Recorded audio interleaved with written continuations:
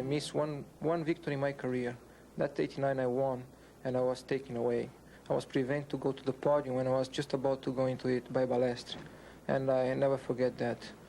And a result of that was the 99 championship, when we fought all the way, myself and Prost, and we came to the last race, and pole position was set in the wrong place. We agreed before starting qualifying that pole position would be on the outside with the officials.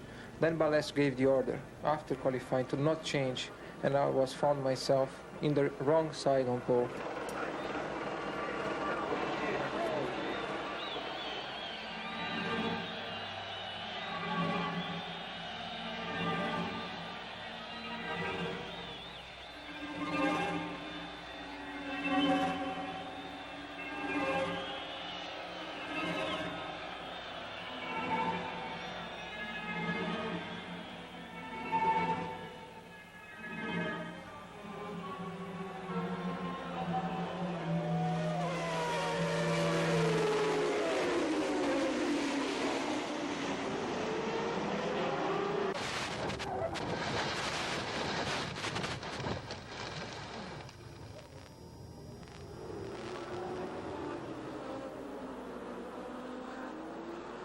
Notre guerre fratricide était un peu une guerre presque logique, normale, et qui nous a servi un petit peu à tous les deux, qui était dans le cadre du sport, qui dépassait un peu le cadre du sport de temps en temps, mais qui était en même temps tellement belle, tellement incroyable, que avant qu'on en trouve une comme ça, je crois qu'il peut-être qu'on n'en trouvera peut-être plus jamais.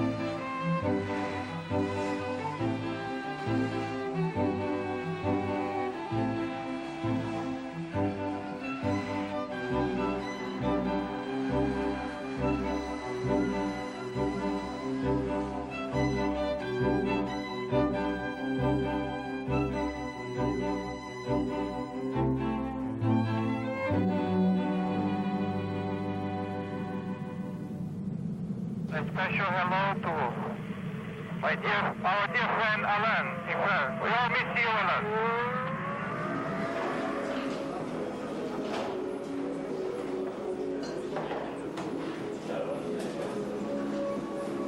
When he joined us, we hoped he'd win the championship, but it was certainly not within the team by any means assumed that he would. It would be very difficult, and we were of Michael's potential in particular. The first three races, good qualifying performances, but in a difficult car, we'd be the first to admit that. And it was obvious, again, reminding myself of what Patrick told me, that he had a great head for racing and a very painstaking approach to his car.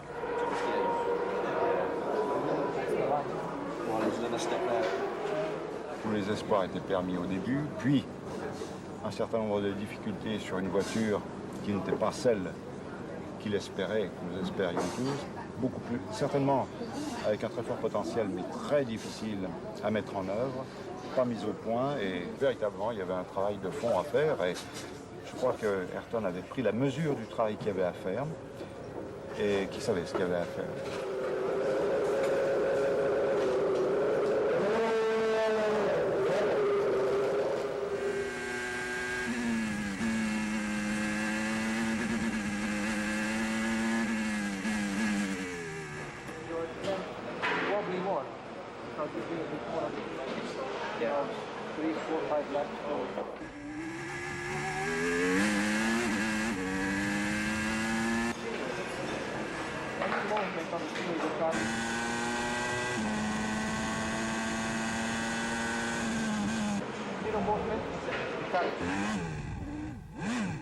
We are all on the limit.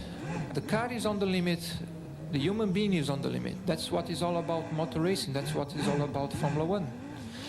Athlete means in motor racing or football or tennis or any activity, always put himself under a lot of stress, a lot of pressure, and leaves behind in life lots of things in favor of his passion. And you train your body to do what you want it to do, not what your body wants to do. So you put your body on the limit in many occasions, and you train your mind for the same thing, to do what you should do as a professional, as an athlete, as a sportsman, and not what your mind wants to do.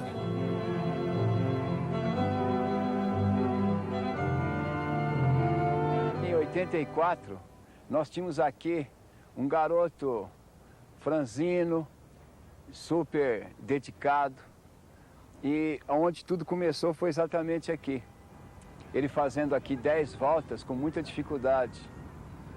E hoje a gente tem um atleta que percorre aqui 40, 50 voltas de uma maneira inaudita.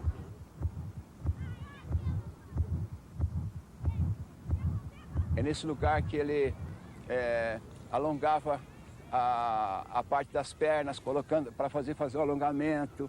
Enfim, ele se soltava a musculatura para estar mais apto para o trabalho. Aí ele vinha nesse ponto, e nesse ponto aqui, ele iniciava o trabalho. Ele fazia 40, 50 voltas nesse circuito de 400 metros, e me impressionava que, muitas vezes, em 40 voltas, ele tinha 33 a 34 com o mesmo tempo no segundo. E eu anotava e não acreditava, porque era simplesmente fantástico o seu ritmo. E cada dia ele tinha que vencer de alguma forma. Era veemente a vida dentro dele. Ele tinha que se bater. Ou era décimo de segundo, que ele diminuía o tempo, ou era a frequência cardíaca que abaixava durante o esforço, ou então a recuperação do esforço que se fazia mais marcante. Ele nunca ultrapassava os seus limites, mas estava sempre como que empurrando constantemente os seus limites, nessa luta incansável nessa pista, aonde ele mesmo falava que já tinha gastado dezenas e dezenas de solado de tênis. This pair of tennis shoes have done probably, they are only about over 2 months old. Almost finished. A lot of running. I've been doing 12, 15, 20 kilometers a day. Not only for my profession is important, but also for my health. It's a responsibility I have even if I am on holiday, that I must keep very much under control, because it will make a difference when I go back to the racing car, to the tracks and testing or racing. I'll be in a better shape, I'll drive better, I will perform better.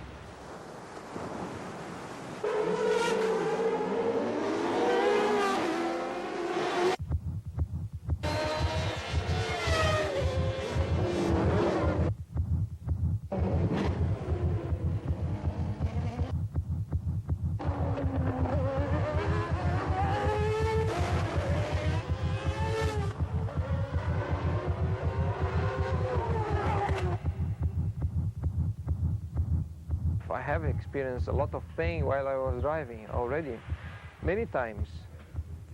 I remember the go-kart. I had an accident, a very bad one. Although it looks like I wasn't hurt, I was badly hurt inside, you know, a lot of pain. And I didn't think I could drive the following day when was the event, the race. And once I sat in the go-kart and they push start me, I realized that going slow, I had all kinds of pains and I couldn't really drive. But then trying a little hard and driving fast, the pain was somewhere else, I don't know where, but somewhere else, not in my body. Even I had 2 accidents during the race itself, where if I was already hurt, it meant it would be really painful. I was so into it that I didn't feel any pain. I even stand out of the go-kart, push start again, jump in it and continue without feeling any pain. So things that you experience and you learn by doing it, how strong your mind can be and what influence can have on your body. Nós reservávamos esse local mais longe para fazermos nosso trabalho de meditação e relaxamento. Nós colocávamos ele numa toalha e ali fazíamos trabalho de respiração, diafragmáticas, para ele relaxar, se soltar e entrar em meditação, abaixar a frequência cerebral. E lá é que nós fazíamos o trabalho de mentalização e programação mental, se programando para vencedor.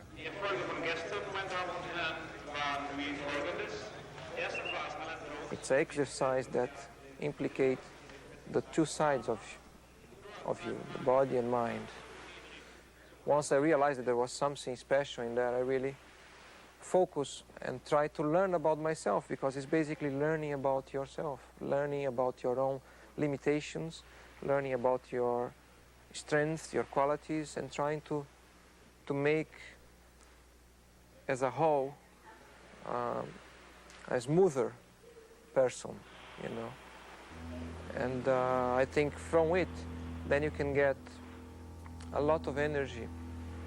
Even if you go through pain sometimes, you can cope with the pain if you are well prepared, if you are well focused.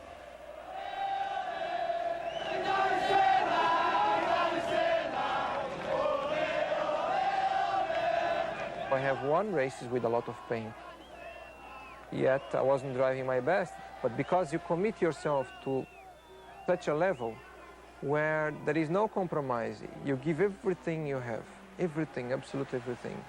And sometimes you find even more, because it requires more if you want still to be ahead, if you want to win.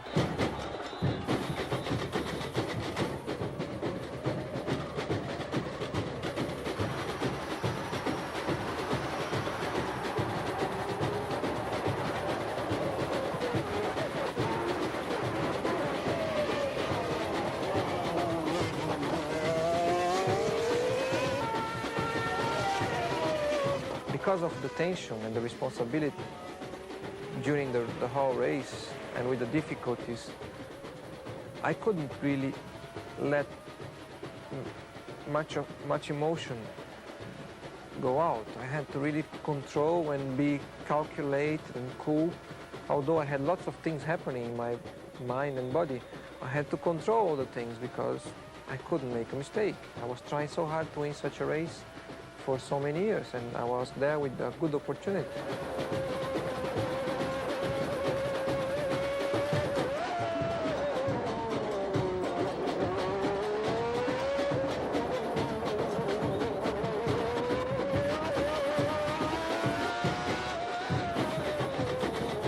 I had some difficulties with the gearbox in the later stage in the race, the last 30 laps. I lost 4th gear, 20-25 laps. And then I had to jump 4th gear all the time. And for that was requiring much more effort in my arms to control the car. And 7 laps from the end, I lost all the gears. I only had 6. It was the only gear I could get. So it was a tremendous pain by the last few laps. But the desire to win was so big that I kept going.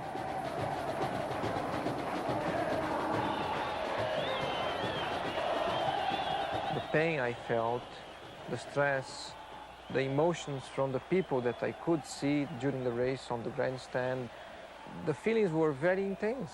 Everything was very intense. The pain was harder, but I was just absorbing. absorbing, and not really reacting to it at that moment. I was just keeping it. And only once I finish, then I kind of let it go in one go, you know, just blow it.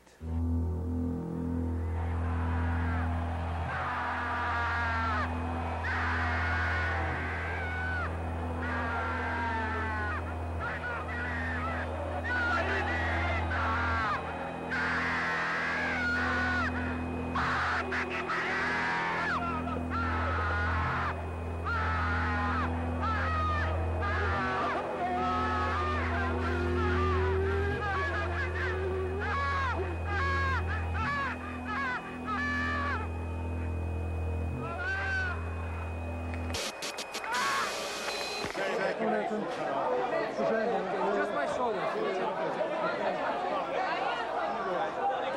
Vem cá, pai. Vem cá. Só encosta.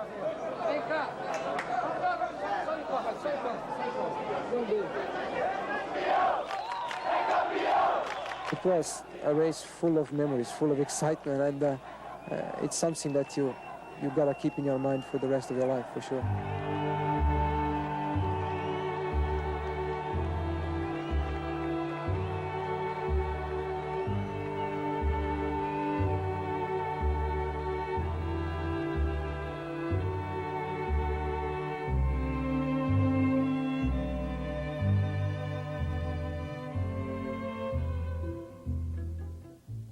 One of my best moments from my whole career is the first victory in Formula One. Again, Portugal in the rain, bad conditions. I have done the first pole position of my career and in Formula One, and also the first victory. Together with the first championship, it's one of the best, if not the best moment of my whole career so far.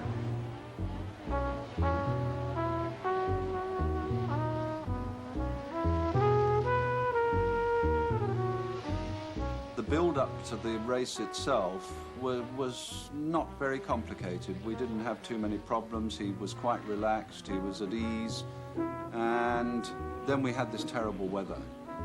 And I would have thought that most racing drivers could have been completely phased by having got to the point where the promise might have been aborted by these terrible conditions.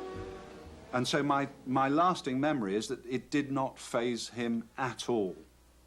All he wanted to do was to talk about how to set the car up for the wet, how to get the best out of it in the wet, how to get the engine running so that it was as smooth and responsive as it could be in the wet. And he went out there and he just blew everybody else away.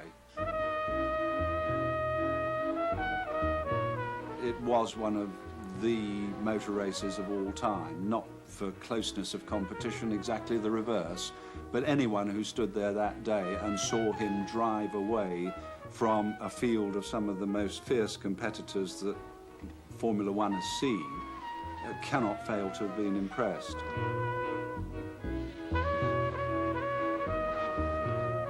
There's a lovely story which also gives an insight into his character.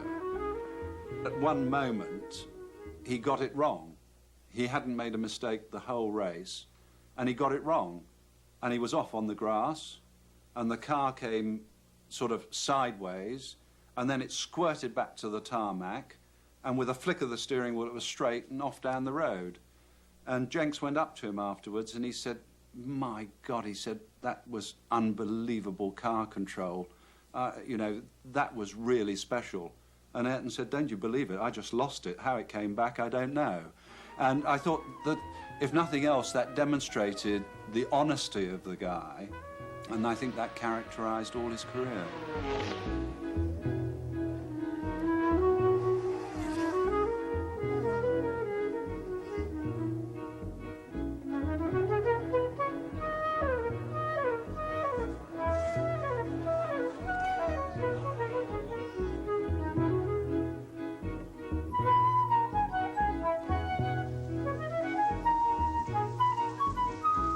Ele foi considerado o rei da chuva, Mas poucas pessoas sabem que para ele ter conseguido isso, se tornar tão bom na chuva, além do talento e da capacidade que ele tinha, esse manejo que ele tinha sobre a relação tempo e espaço, ele teve que se esforçar, ele teve que treinar muito para conseguir transformar esse talento numa coisa que ele tinha domínio.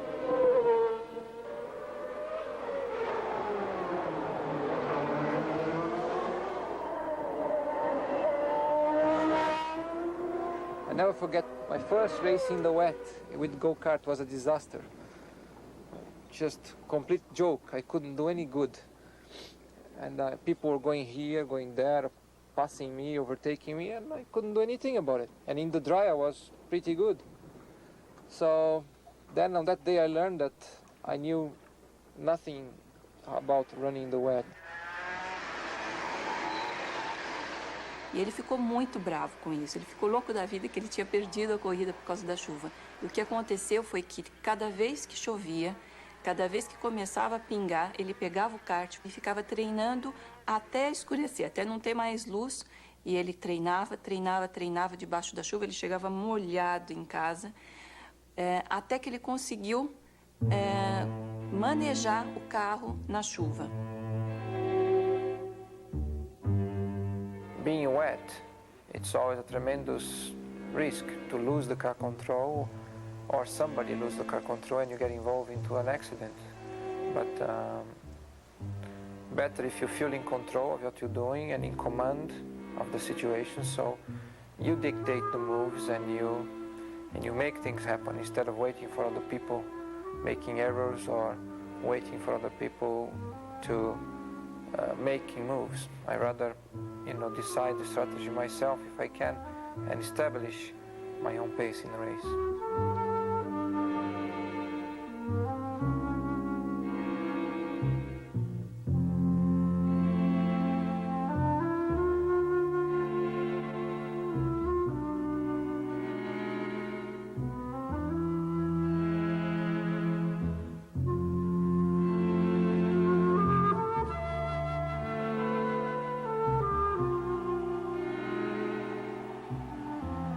Here when we have the Ford engine, and he still won 5 races against cars that had more power and they were more competitive than us. I think that was one of the best years of his life, even if he didn't was world champion, because he really showed the world what he can do. The one that comes to mind to me immediately, without doubt, would be Donington. I think on those first 2 laps, he won the race then and psyched the opposition in a form that they would everybody destroyed. There was no racing anymore. No, that was fantastic.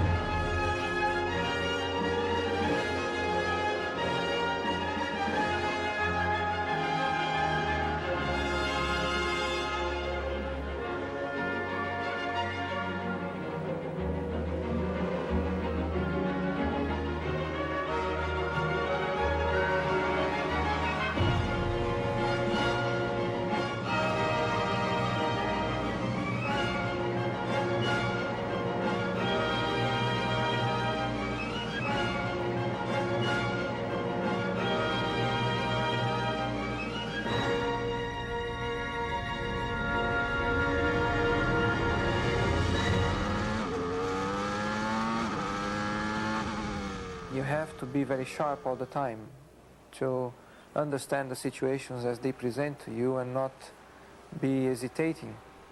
And I was sharp at that occasion, in particular that occasion, and I took all the decisions like that in the right way, with the precise measure, and everything came together. And that was from the green light, basically.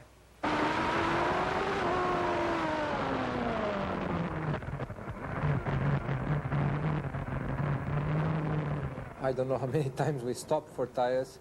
I think it's surely the record in any race of pit stops.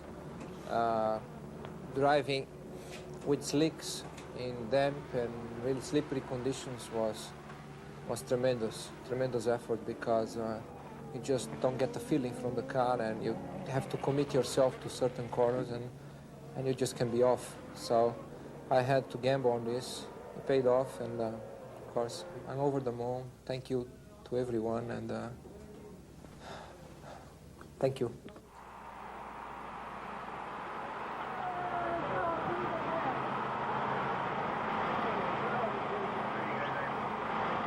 For you to get to that situation, you have to be well aware that hundreds of people, and sometimes thousands of people, have contributed. And that is a heavy situation, heavy position to be, a lot of weight on your shoulders. But on the other hand, if you look on the positive side, it's such a pleasant position to be, because it means you're doing it right, you're doing it in a special manner. That's why they offer you all of that. When I win a race, or when I am on pole and establish a quick lap, I try to pass to them the feelings that I'm going through, in order that they can feel part of it. They are part of it, and they must feel part of it.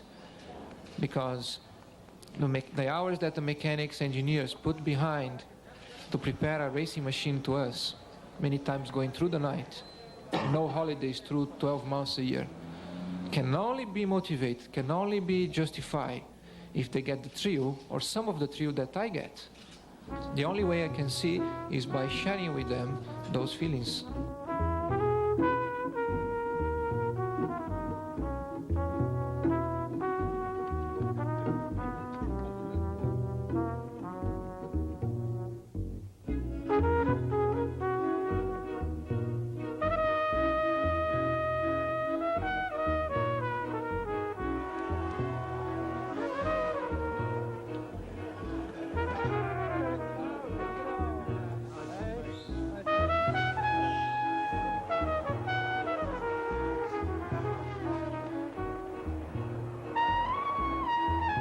Ayrton foi um herói, foi um ídolo, foi uma pessoa que levantou a autoestima do Brasil.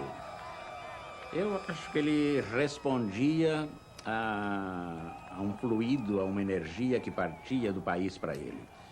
Era o povo brasileiro, não é nem o Brasil, não é o governante, era esse povo brasileiro que ele respondia com aquela bandeira. E que foi muito importante até para o Brasil, porque esse homem faz aquilo que o brasileiro gosta muito de dizer: o mundo se curva ante o Brasil. É um clichê do Brasil, é um lugar comum que a gente usa. E realmente o mundo se curvava diante do Ayrton Senna. Quer dizer, ele era um homem imbatível, ele era um homem calculista, ele era um homem determinado, ele era um homem ambicioso, e ele era principalmente um homem vitorioso.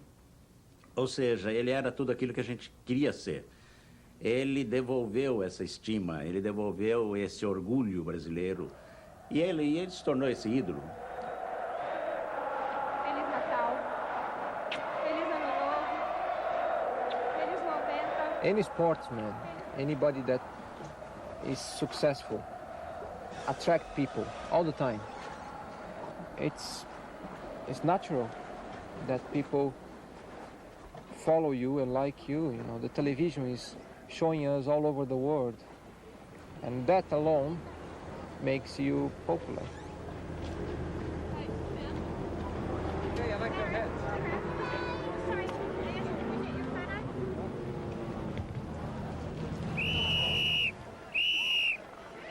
No Japão, na entrada do autódromo, ficava uma quantidade, uma multidão de jovens. E era tanta gente que a polícia formava um caminho naquela multidão que era justamente para as pessoas poderem passar. Mas aquela multidão era tão grande que aquele canal, aquele caminho que se formava com a polícia, ia estreitando, e ele, quando estava no meio daquele canal, a coisa ficava tão estreita e todo mundo querendo tocá-lo, que era uma coisa assim impressionante de ver.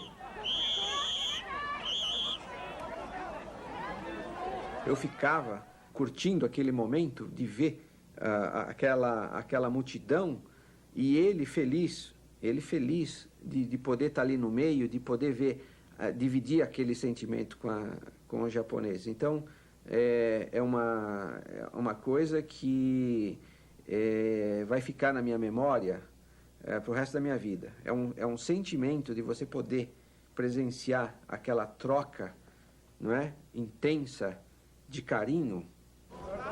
No, don't lose. No. Keep arms, keep arms, keep arms, keep arms. Keep arms.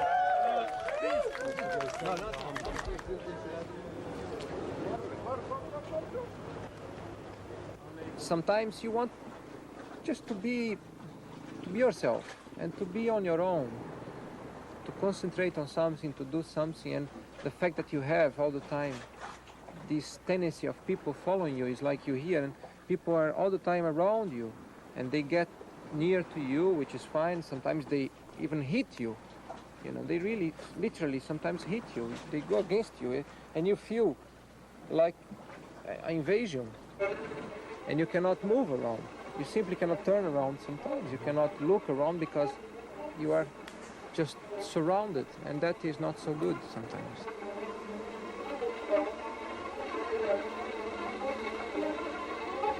Success brings that. If you're not successful, you wouldn't have that. So you wouldn't be doing good. You wouldn't be doing right. That's why I say it's part of it. And you have to learn how to cope with these situations.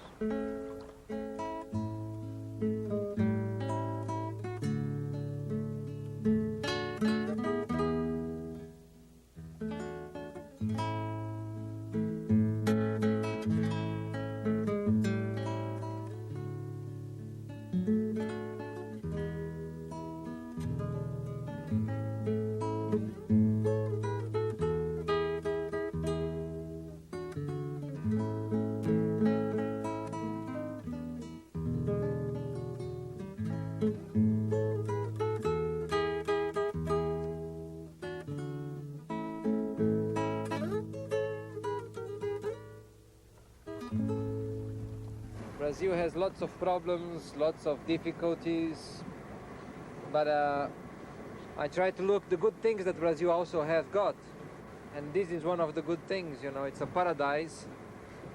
It's a place where you can have peace, you can be close to the nature, you can enjoy life when you have holiday time. You have a beautiful sea, you have beautiful vegetation, climate, sun, very good things which you can just let it happen and enjoy life. And it's a place where I recharge my batteries to go back to the racing car. Once you experience that, it's difficult to live without it. You kind of need it. It's a way of finding your equilibrium. So whenever it's possible to be away from big cities, I like to be close to the nature, be in the seaside or in the countryside.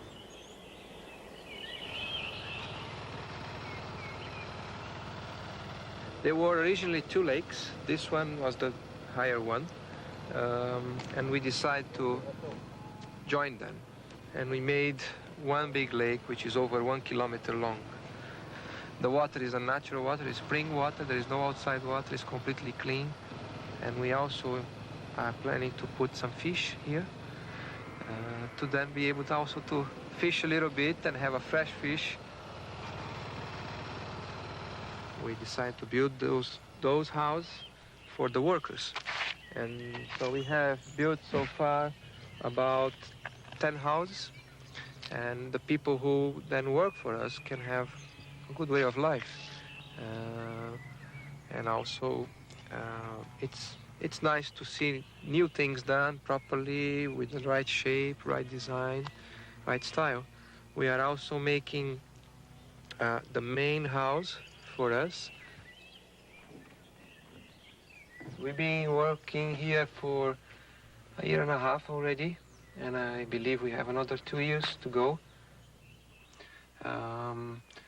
Everything is facing the two lakes, so all the time our view will be the two lakes. We have a tennis court right in front, the swimming pool, We have the boathouse there on the left, and we try to preserve the trees that were here from the beginning, to have the atmosphere, the environment, as untouchable as possible. So it's gonna be nice when it's finished.